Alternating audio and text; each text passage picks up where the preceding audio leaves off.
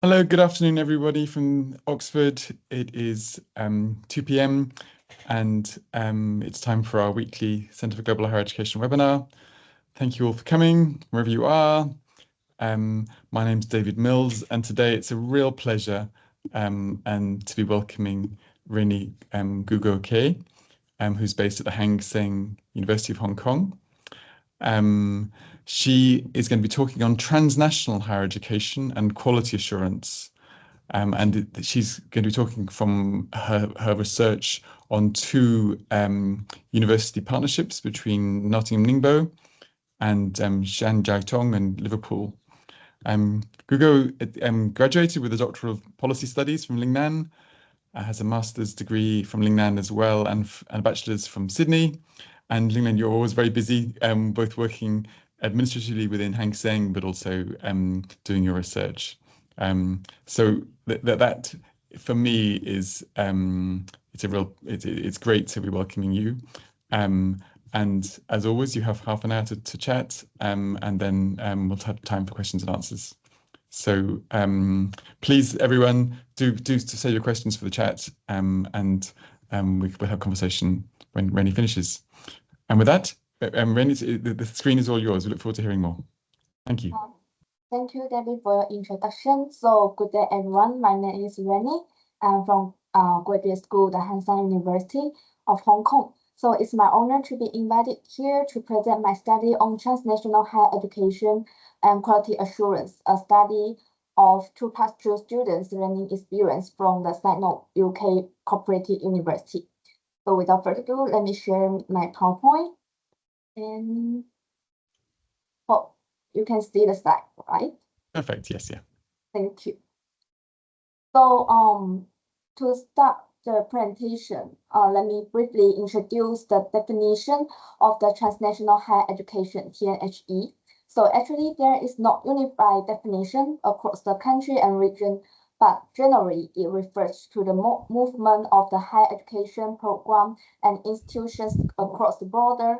So according to TNHE, the transnational higher education can be recognized in higher education as several other terms like cross-border, offshore, borderless to express the meaning. And also based on the definition of the UNESCO and the consensus of the European is always described as the country is which the learner is located is different from the degree awarding institution is located. Also, TNHE involves the transferring courses or campus from the more developed nations to less developed or developing country. This transfer of the education is not only about bridging the educational resource to different parts of the world, but also about transferring the academic standards of the one country to another. So each country has its own unique approach to practice the TNHE. Here are the different types of the transnational of higher education. For these studies, the form of 2+2 program will be discussed, which means that the student will spend 2 years of the time to study in China and spend 2 years of the time to study overseas. And regarding the transnational education context in China, in the late 1970s, China get into the era of the economic expansion and liberalization. The rapid expansion of economic, society, culture, and technology fostered the demand for higher education.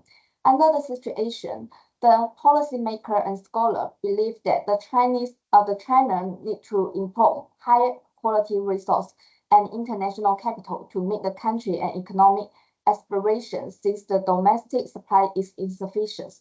Therefore, with the goal for reform, the government start to decentralize the education and allow the government and social force more control over the management of the institution. So under the situation, the non-state enterprise began to participate in expanding and diversifying the higher education in China and to contribute to the development of higher education in the public higher education sector. Ningbo University, second-tier college, and also the transnational higher education are the three domains classified that have been founded in China.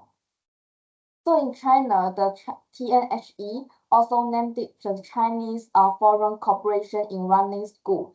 And there are two types of the forms. One is with independent legal status, and the other form is the non-independent legal status.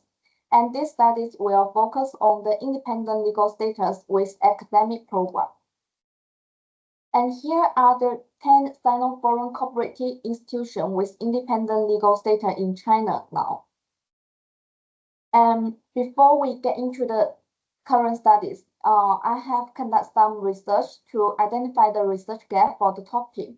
So firstly, the number of literature have intensively discussed the quality assurance to address the concerns about the TNHE's quality, highlighting the aspect related to student certifications, learning experience, intercultural experience, and graduate employment. And topics such as educational policy and trends, cultural difference, curriculum design, students' experience, staff attitude, also are the popular topic in the recent literature review. However, these discussions are also overlooked the particular perspective of students enrolling in 2+2 program. Secondly, limited research have been investigated their dual learning experience for the quality assurance in the Sino-Foreign Cooperative University, and also there is a lack of the studies discussing the student engagement in the university governance for the quality assurance improvement, especially the research exploring the expectation and experience of the student involved in the TNHE, and its connection with the quality assurance of the TNHE has been relatively limited. So some scholars also argue that most literature on the topic of the transnational higher education is more theoretical and hypothetical rather than an empirical research. Therefore, this study tried to fill up this gap. So beside the research gap, this study is significant since the TNHE is is important to promote the global competitiveness and also foster the cultural exchange, facilitate the knowledge transfer, and contribute the economic development. The expansion of TNHE has led to growing concern about the quality of the education, especially under the COVID-19 pandemic. The importance of the TNHE has been highlighted in China. At the same time, most studies focus on the top-down factors that influence the strategic and policy making of the TNHE. However, the bottom-up forces have yet to induce the significant change in the quality management and university governance. And 2+2 students who have both domestic and overseas study experience may provide valuable information for policymakers, educators, and researchers who are interested in development and regulations of the Sino-Foreign Corporations University. So based on the significant and the research gap, this study set up the three research objectives. Firstly, to investigate the quality assurance of the host and home university of Sino-Foreign Cooperative University at the institutional and government level. And secondly, to examine the role of the Chinese and British government and the university government in teaching and learning quality assurance. And thirdly, to explore the students' quality assurance experience through the voice of the 2+2 students in order to identify the gaps and the deficiencies in the current quality assurance practice. So according to the research objective, research questions are designed as follows and guided the studies. First, what are the roles played by the Chinese and UK government and university in quality assurance at the policy level? In specific, what roles do the home and host government play in supporting the quality assurance in Sino-Foreign Cooperative University by examining the policy implications? And what are the priorities for the quality assurance in Sino-Foreign Cooperative University by analyzing the audit report? And secondly, what are the implications of the quality assurance for the 2+2 students' learning experience?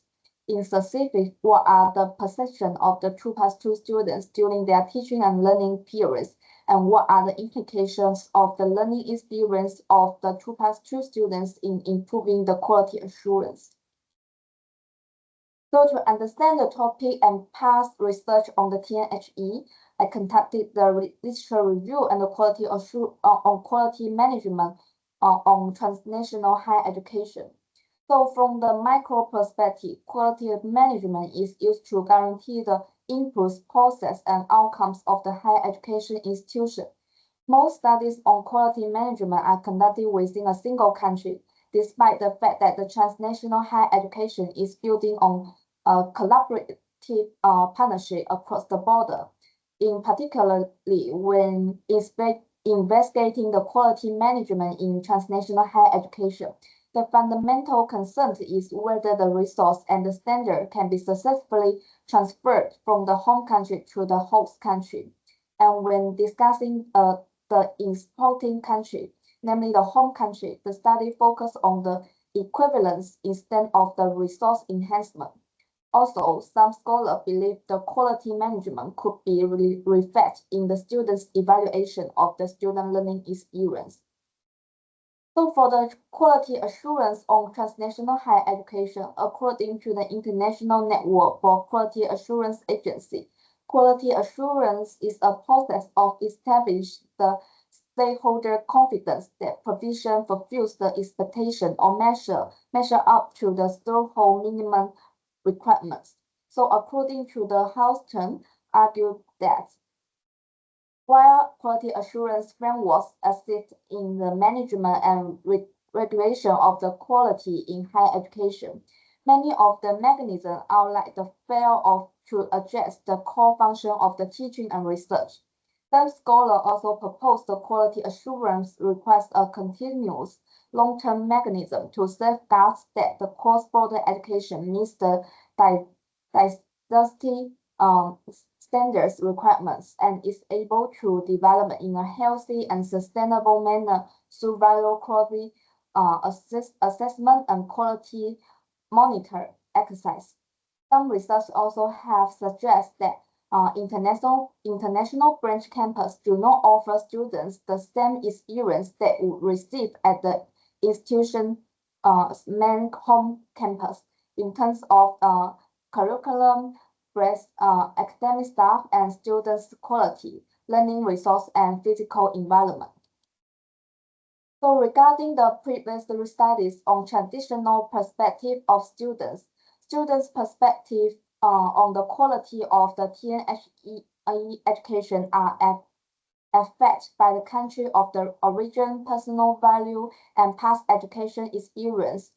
According to the previous research conducted by Professor Mo and Xu, they observed that the students studying at the Ningbo Nottingham University was satisfied with the course arrangement, although there are some concerns regarding the proportion between the foreign course and the Chinese courses. And some results also found in the other articulation program. However, some studies found that the branch campus did not even come close to satisfy students' needs in terms of service quality from teaching to administrative to facility service. In this regard, it has been argued that students in TNHE have different expectations and have various points of the view towards the provided quality, and there are also some difference between the expectation and reality. And Chancellor and Bill proposed a similar viewpoint in their theoretical research, consider as students are expected to have different level of experience on higher education quality at different studies locations for the same program. So also the quality assurance conducted by both China and UK have been reviewed during the literature review process. So for practice in China, under the supervision of the State Council, the Ministry of the Education is responsible for managing the national education system, developing the national policy, and implementing the regulation.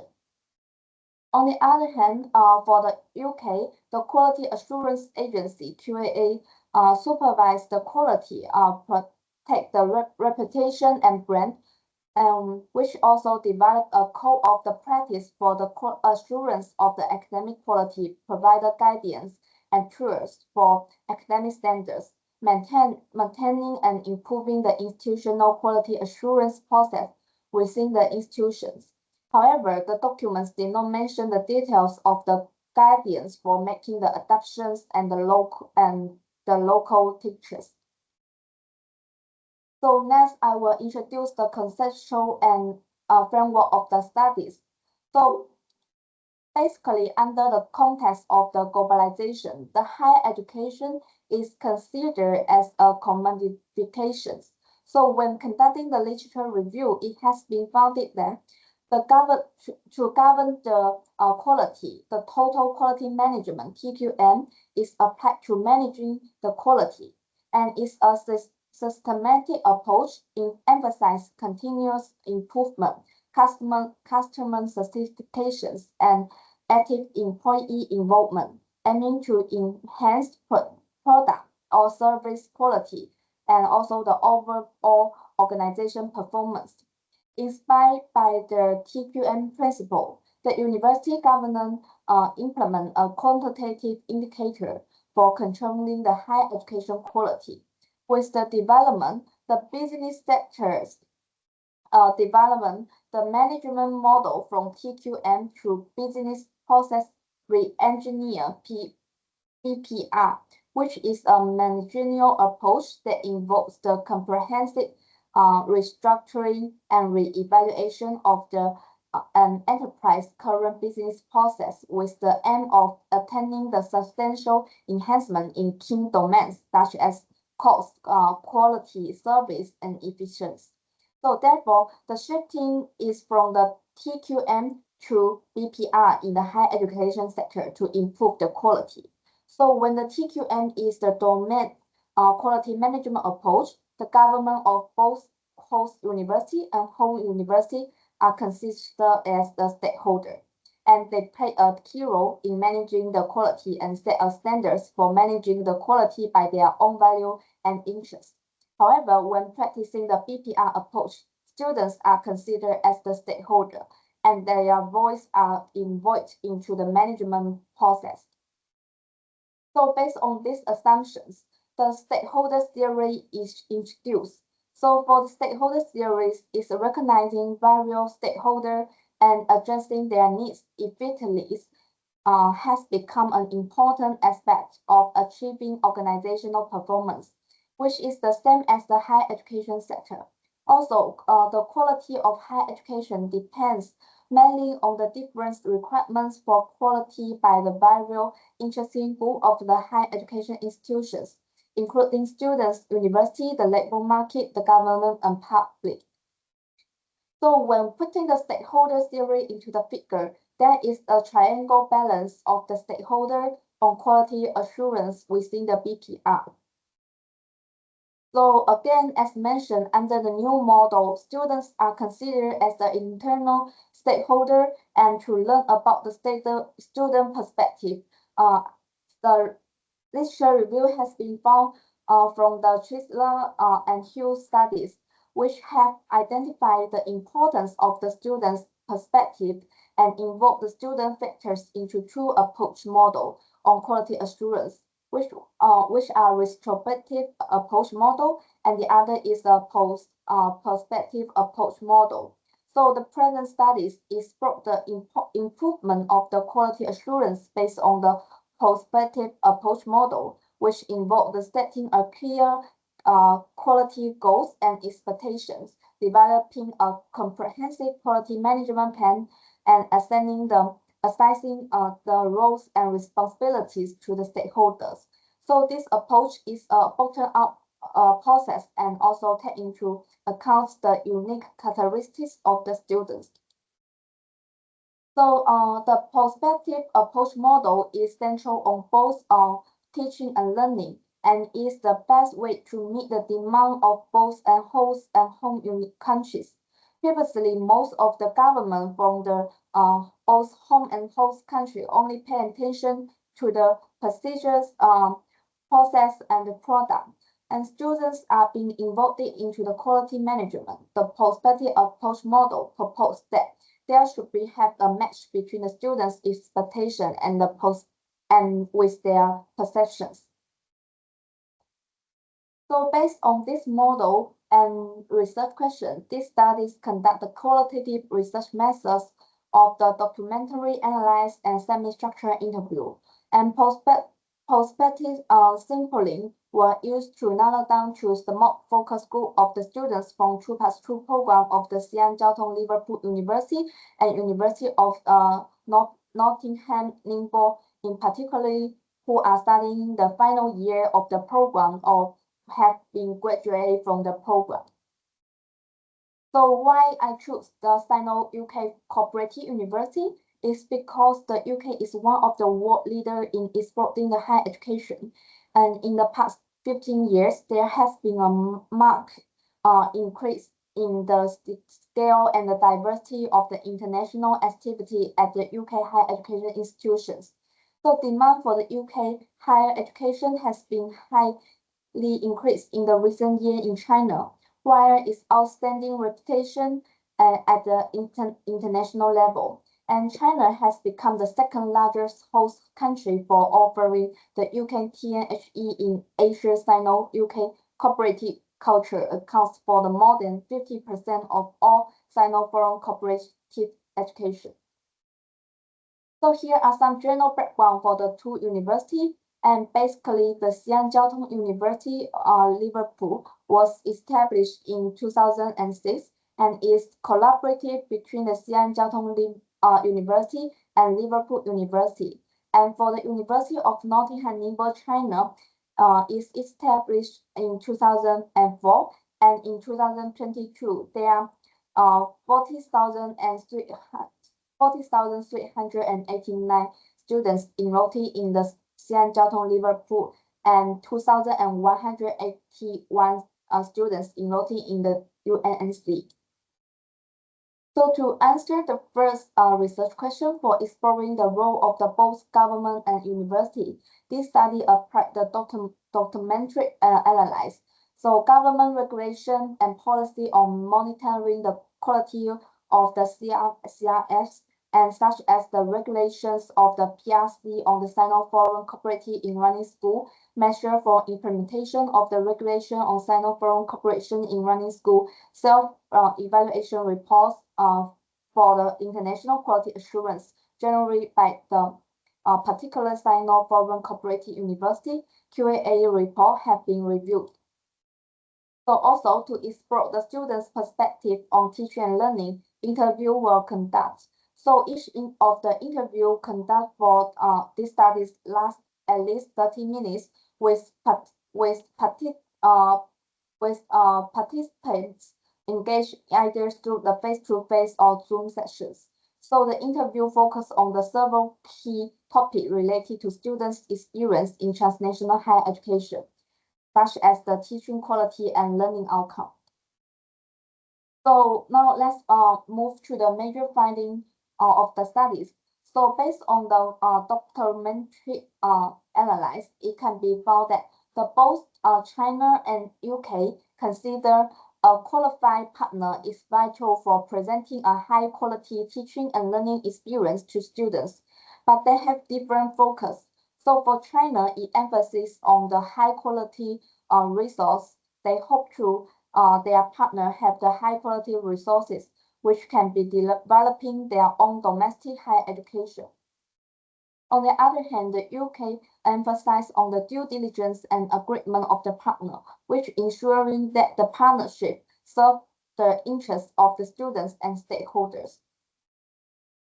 And regarding the teaching and learning, China emphasized on the quality of the teaching and learning in a general way. Correspondingly, the UK emphasized on the teaching and learning more details and specific, and provide a corresponding guidance to the institutions.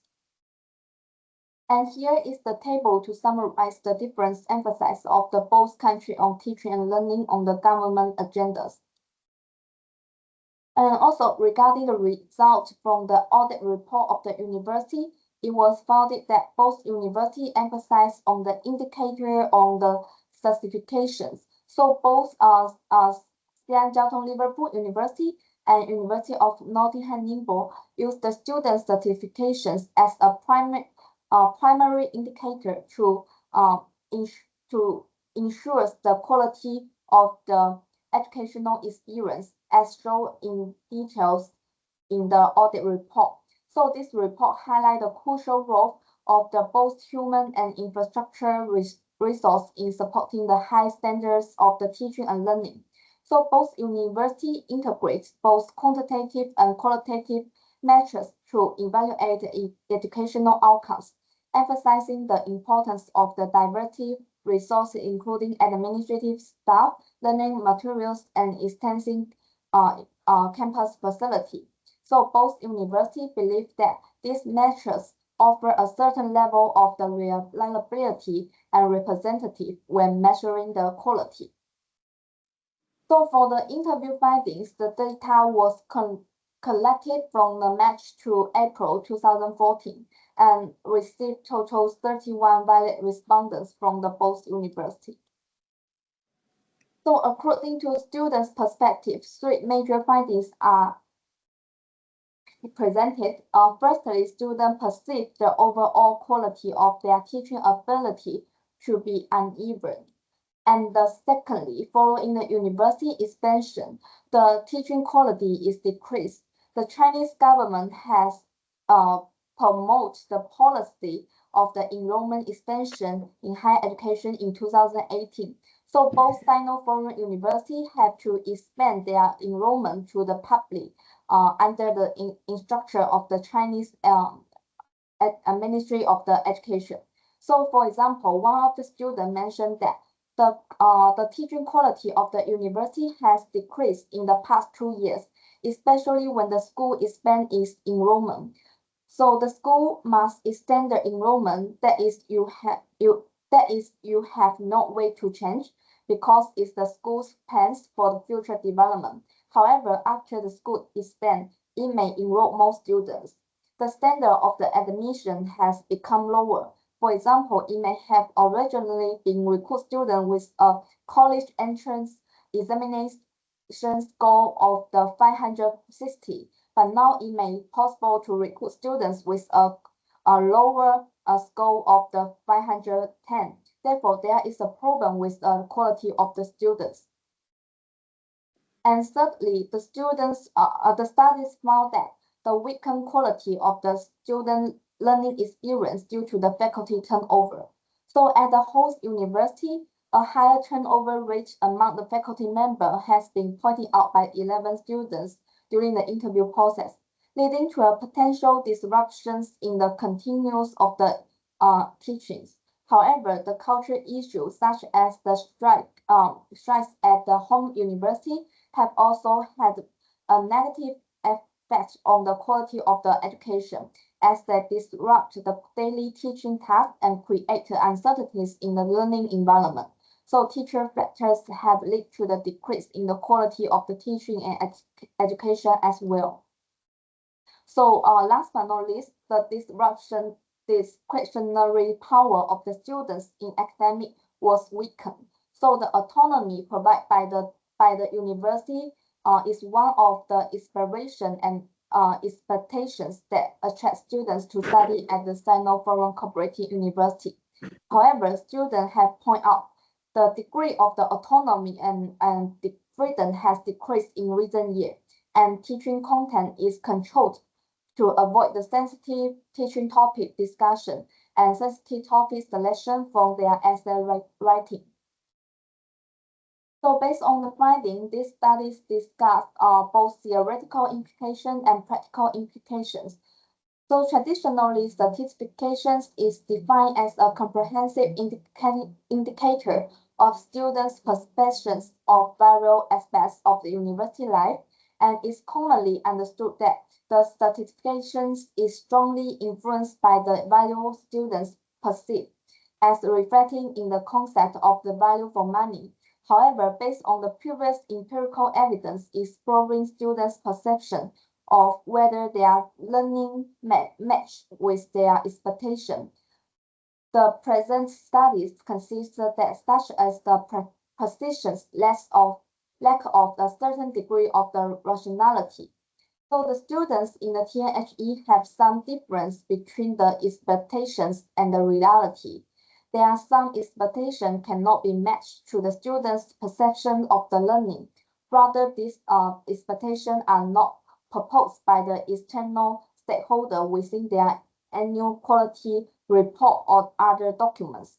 And such is empirical results have confirmed through the previous literature, which consider different stakeholders perceive the quality of the transnational higher education in different ways with different expectations in transnational higher education.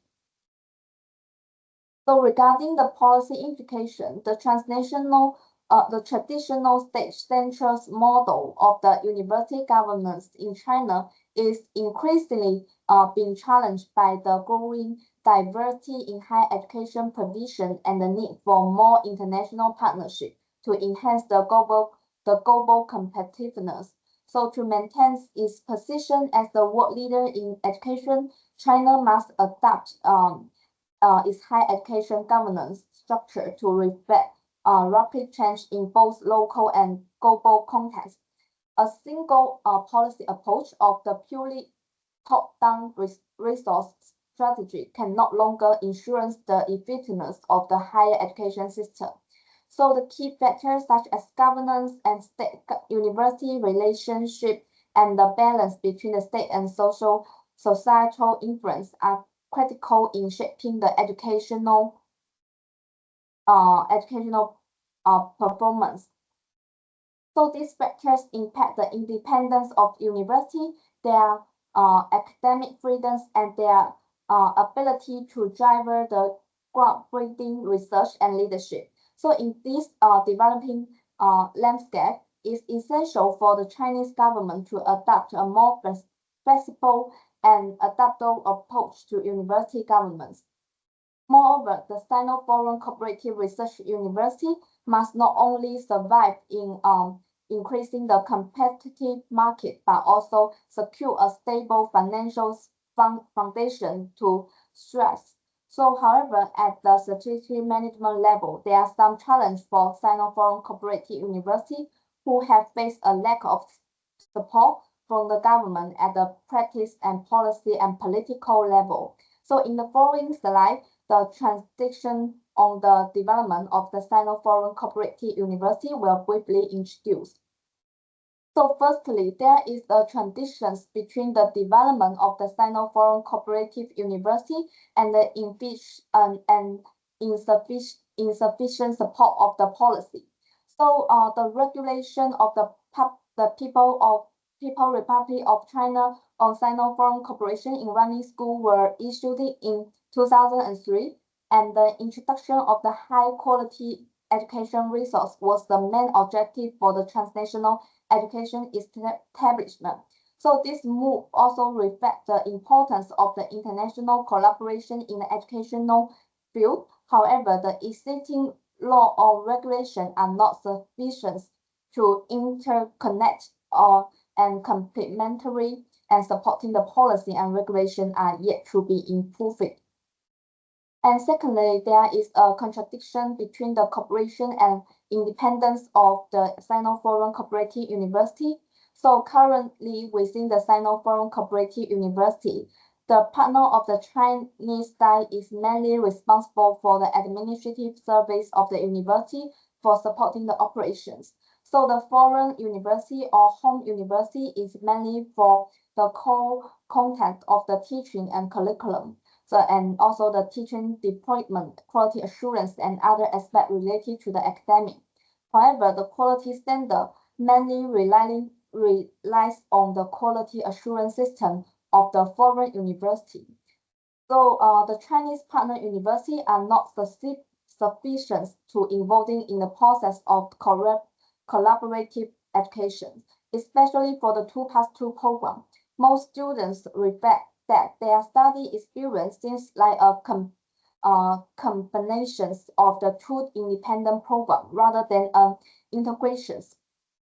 So due to the disparity in the national context and educational development, the requirement for students' education are different at the country's level, and the different educational goals and concepts of the educational quality also cause the disparity. So in the future, whether the Sino-Foreign Cooperative University need to establish a quality assurance system with the Chinese characteristics and in line with the international standard for CRCRS needs to further be investigated and discussed. And thirdly, there is a construction between the autonomy and support of the governments. So Sino-Foreign Cooperative University with independent legal status are heavily depending on the assistance of the local government in process of the collaboration. So there is also a question of how to ensure the long-term success of the Sino-Foreign Cooperative University and university autonomy as a whole.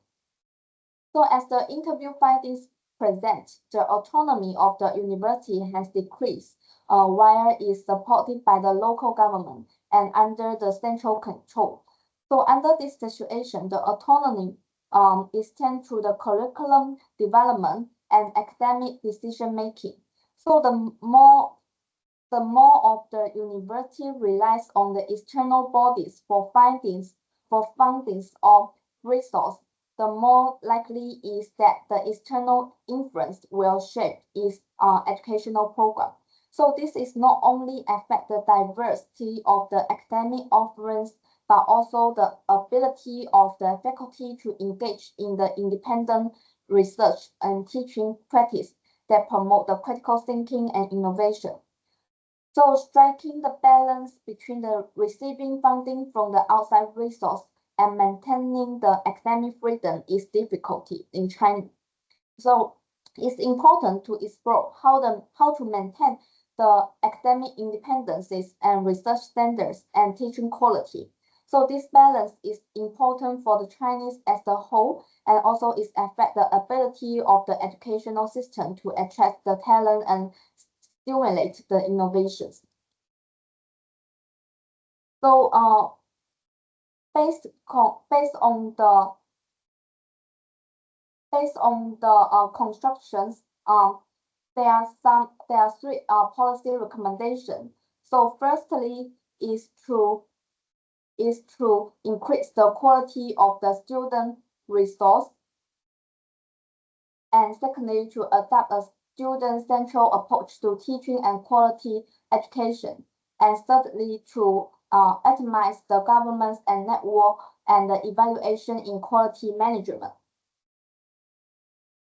And so about the suggestion we can discuss later in the discussion sessions due to the time constraints. So let's move to the conclusions. So for the conclusion, these studies use a theoretical framework comprising the stakeholder theory, national policy regulation framework, business process re-engineering, and prospective approach and model to examine the quality assurance development in Sino-Foreign University. So these studies invite 31 students from the Sino-Foreign University in practical analyze and use the qualitative methods to include the text and documentation analyze. So it introduced the internal stakeholder focusing on students and exploring the quality assurance development at Sino-Foreign Cooperative University from a prospective approach model different from the traditional certification central studies. And however, there are some limitations of these studies. So firstly, this study does not take the perspective of the course instructor or administrative staff into account, and considering the positions of the teacher can share more light on the reasons behind their turnover and contribute to improving the governance of the university. And multiple data collection methods must be adapted in the future studies to collect different perspectives toward the quality assurance. And secondly, these studies does not consider the cultural difference or culture shock in the analysis. Incorporating the intercultural experience into the future work can provide a comprehensive understanding of the reality and challenge faced by the students. So in the future directions, it's necessary to expand the stakeholder perspective by incorporating the perspective of the cost instructor and administrative staff to provide a more comprehensive picture of the internal process for ensuring the quality. And also, secondly, the future study should extend the scope of the invitations to include a more diverse range of the Sino-Foreign Cooperation University, in addition to 2+2 program, and then make a comparison to a broader evaluation of the quality assurance practice across the various TNHE model. So thank you for your listening. So your comments and questions are welcome, and I'm looking forward to the discussions. Good, thank you very much, Rainey. That was great, really interesting. If you want to unshare, then we can see you as well. You've given us a lot of slides there, and so for those of you who want to see the slides and read them more carefully, we'll post them tomorrow on the Research CGHE website along with this recording. But Rainey, we have got some questions in the chat, but can I start by just a couple of clarification points? You did these interviews with students. At what point, can you remind us, did you do the interviews? Was it after they had done their first 2 years were in China, and then 2 years in either Nottingham or Liverpool? Yeah. At what point did you interview them? What point? You mean when I interviewed? Oh. Yes, yeah. Were they at the end of their degree? Yeah. I wait a moment. So I didn't highlight in the slide. So the target for the interviewee is the final years or already graduate from the pro. That's what I thought. Okay, so it was the final year. Okay. So do you have any? Yes, final year of the program. Because I need to make sure they have the both sides learning experience. That's right. So to what extent do you think that they were comparing their learning experiences in the two sites? As in, were they inevitably contrasting the learning environments of the two countries? Because some of the comments seem to be about their learning experience in China, about the quality of the faculty having on, but then the comments about strikes were probably based in the UK, weren't they? So did you try and compare their responses about quality across the program in China and in the UK? Yeah, I trying to make a comparison because it's under the same program and also the same courses. But because many students mention about the decrease of the teaching quality and also the impact of the continuous of their teaching process. So I just reflect to the 2 points. One is because of the turnover rate in China is quite high. So which means maybe in their midterm they suddenly change another teacher, and there is a kind of discontinue of their teaching contents. And also when they are studying in the UK, they also facing the same situation or have the similar experience of the discontinuance of their studies because of the strike of the faculty member in the UK. Okay. So there were different issues in both contexts. Yes. Yes. Okay, that's very helpful. So I mean, I have lots more questions, but let's go to everyone who's on the call.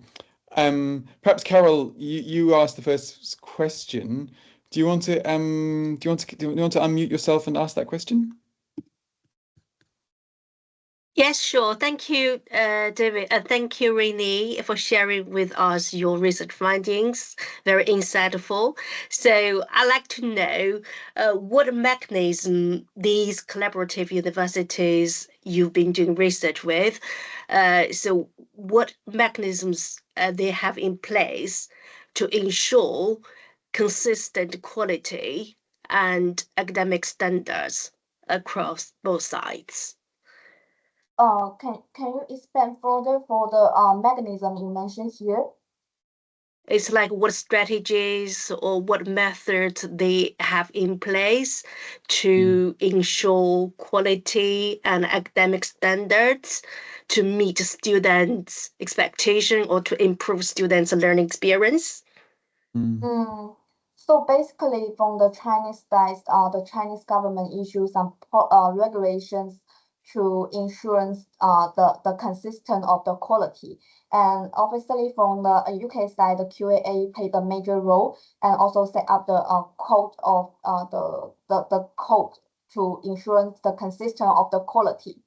And also, every 5 years, the QAA has set up some staff to do some on-site audit to make sure the consistent of the quality. Yes. Okay. Yeah. So there's Okay, two thank different. you. Yes, thanks, Carol. So there's two different approaches, and your point was sort of that in both cases there was not enough attention to student evaluation. Is that right? Yes. That there should have been more focus on student feedback and student evaluations. Yes. Right. Students' evaluation is one of the indicators on the on insurance the quality. However, because the university or the government also focus on the result, which means only focus on the quantitative evaluation score, but may ignore some or may overlook some suggestions or comments proposed by the students, which is quite important to improve the quality. Sure. And I mean, from my understanding of this, looking at the numbers, the Chinese government has closed down some of the programs, but not the legal institutions, entities, but some of the programs over the course of the 20 years, and that's based on probably on questions about quality. Is that fair? On student satisfaction? Yeah, one is about the quality, and also other linked to the political issues. Yeah. I didn't like such about this kind of collaborative programs. Yes. Okay, thank you. So let's get to a couple more questions here. Glenn, do you want to come in and ask a question?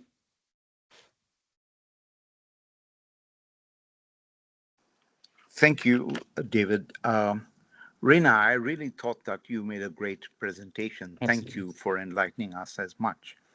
But it seems to me that current trends in China's policy have become more conservative without factoring in the balance between the objectives of the foreign universities in their cooperation and the domestic demands of Chinese policies, with regard to the training and the education of their young people. Is there a possible panacea to a middle path negotiation towards more encouraging collaborations? Did your research in any way come up with any, suggestions perhaps?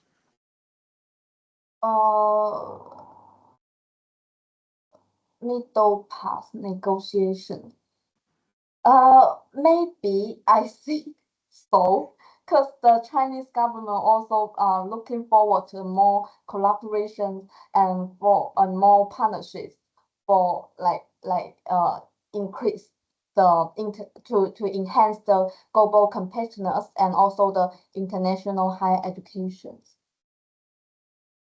So I think it is possible to have the middle path negotiations. It's a difficult topic, Glenn, and it's a good question because, of course, on the one hand, on both sides there is a worry about closer collaboration because of geopolitical concerns, and yet on the other there are genuine reasons to strengthen these in terms of academic exchange. So I think you are pushing at a good question, Glenn, and I think what I liked very much about your talk, Rennie, was you talked about the contradictions. And these being sort of at the core of some of the challenges that these collaborations face. and so somehow anyone who's setting up these programs or making them work has to work out the contradictions between the lack of policy support and the sort of the tension between autonomy and independence, basically, or autonomy and finance and support. So these are not difficult. Well, they're not easy things to resolve, which I think is what Glenn is pointing at. Nomala, do you want to build on that, because you commented about the question of autonomy? Yes. Yes. Thank you, David. Thank you, Rennie. It is really insightful and really much to digest from the context. So I'm very interested about the sense of autonomy that you raised from this research. I'm wondering, from your experience while doing this research, do you see any connection, if there is any connection between limited autonomy and the decreased teaching quality? What I mean, the connection means something like this. To my imaginations, of course, it is based on the some cases in my context that some university, because they believe that after 2 years having a study in their home university, the students finally they will go to the overseas university. So they don't feel like a kind of motivated, like to equip their students. So something like that. So do you see any connection between these two items Yes, so the point I mentioned about the limited autonomy and the decreased teaching quality is because some students, particularly studying in the political science, those students would like to have some interest to study on the topics related to China, Hong Kong, and Macau, or even Taiwan, or other like sensitive topic. But if they would like to study this kind of topic, they need to seek approval from the university first. So which means they cannot like write the essay directly on this kind of the topic. They need to seek approval first. And also regarding some book selections, they also need to seek approval for this kind of the topic. And relating to some teaching material, if the topic are relevant to this kind of sensitive topic, the relative sentence or the context will be hidden by the university. Okay. Yes. Then so I think this kind of degree of to decrease the teaching quality, because the teacher cannot like pass the knowledge or also teach the contents whatever they want. They need to make some selections. Very interesting. Thank you so much. Thank you. It seems David is offline. David is freezing. Oh, yeah.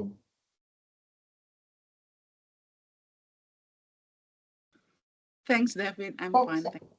Thank you. Thank you for questions. Sorry, my internet is going down. I'm not sure why.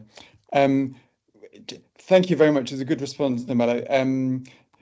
Janet, do you want to come in and talk about the HEFKI work and the findings and follow up with that study? Yeah, thank you very much, Rainy. That was a fantastic presentation, very detailed, very thorough, excellent work indeed. Well done for that. I'm drawing on a research that I was involved in. This is 10 years ago now. The interesting bit about the 2+2 students that come to the UK is that they have a very detailed record on the Higher Education Statistics Agency record. This is the HESA data, which means that a thorough analysis can actually study their learning outcomes, their graduate outcomes, and possibly be even linked with their satisfaction level. And what we found at the time was that these students don't drop out compared to the rest of the population, undergraduate student population. they don't drop out, and more than 67% of them, of the Chinese students, actually continue into postgraduate studies.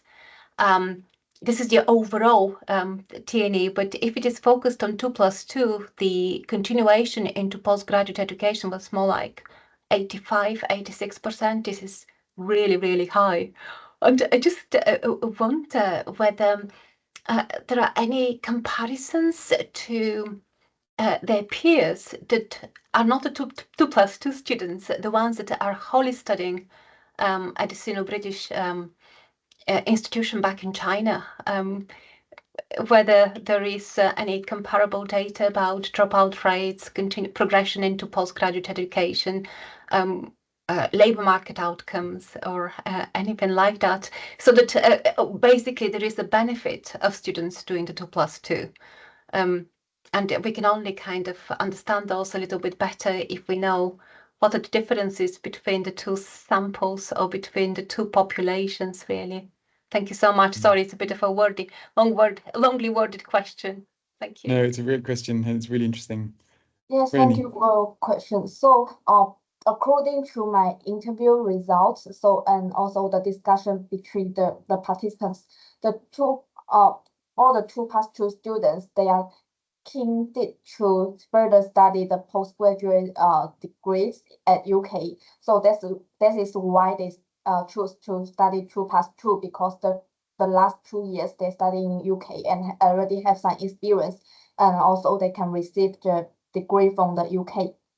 So however, compared to the students who are wholly spending the 4 years in China, they mostly will stay in China after their graduations, even they are studying in the Sino-Foreign Cooperative University in China.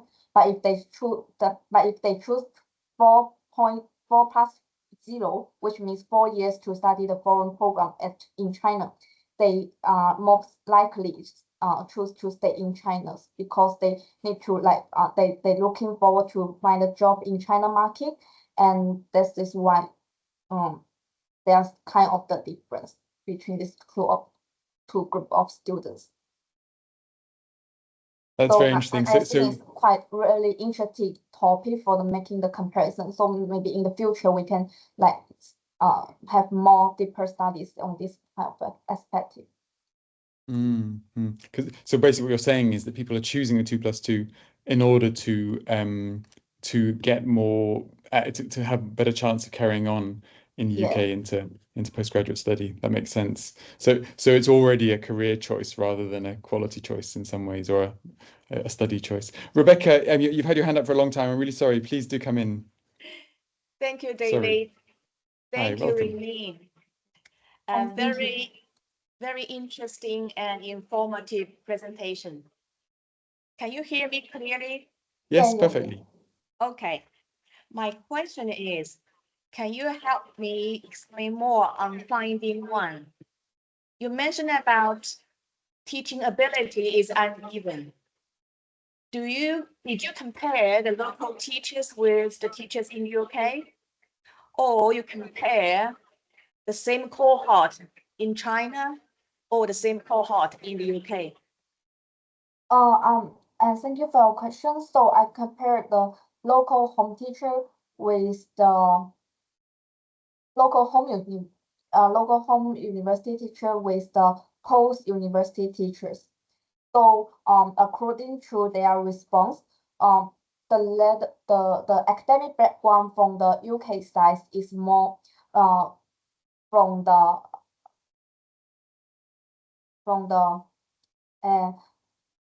professor level, professor positions.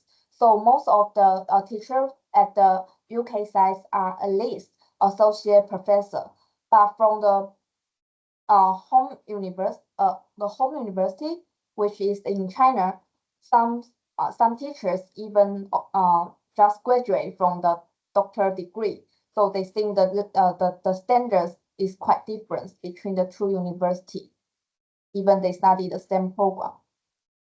Do you mean that even the teachers in China, do you include both local and international teachers? Of course, in China, the university involved the international teacher, but because of the high turnover rate, sometimes the program director have to recruit some like fresh graduate doctoral graduates to teach the students. So students feeling the teacher's background is quite uneven. Thank you, Rainy. Thank you. Mm. So when you say recruit doctors, do you mean recruiting students from the UK or from China? Both sides. Both. Okay. So because yes, my understanding is that getting people to keep flying out, to keep coming and teaching is demanding on everyone, and so that explains possibly the turnover. Yeah. So the turnover rate is also because of the linking to the autonomy. So because most of the faculty member from the UK side feeling the lower autonomy and lower freedoms in the in China when they are teaching the courses, so they choose to back to the UK. Okay.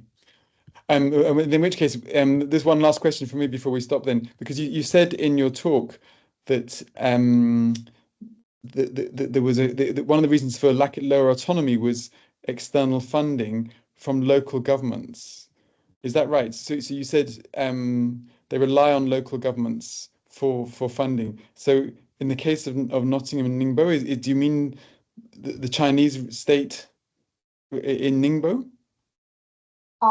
Yes. So actually both all the independent legal status university are supported by the Chinese government and funding mostly from the government, and especially when they receiving the approval from the Chinese government, they need to have some negotiation, also have some deal with the government to receive kind of the funding. However, yeah, because some like political issues, some operations level has been limited when they operate the university. Okay, well, that's helpful. That explains it. Yes. It's past 3 p.m. here, and so we need to wrap up now. Thank you, everyone, for coming. It's been a really interesting conversation. Rainy, you've given us lots of material. We'll post these slides and the recording tomorrow on our website so people can follow up with the slides, because there's a lot of detail in there. You had to go fast. I'm sorry, but it was great. It was really interesting, and I hope you can carry on and do more work on this, because I think this is a really interesting sort of emerging area of transnational education. And these 2+2 programs are really unusual. Do join us again next Tuesday. And of course, next Thursday and Friday, we have our annual conference, which you can all join online, and you can register. Registration is very cheap. And this is our first fully hybrid annual conference. Next Tuesday, we are talking about, interestingly, geopolitics and academic agency.